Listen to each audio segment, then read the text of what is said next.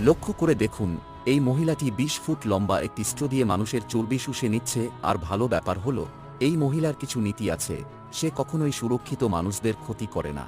একদিন একটি মোটা ব্যক্তি জিমে ব্যায়াম করছিল, স্বপ্ন দেখছিল যে বিয়ের সময় সে চিকন হয়ে সুন্দর বধূর পোশাক পরতে পারবে। মোটা মহিলা ব্যায়াম শেষ করে ওজন মাপার যন্ত্রের কাছে এসে দাঁড়ালো। ওজন দেখে সে হতবাক, এখনও প্রায় ২০০ কেজি। এতে তিনি খুবই হতাশ হলেন।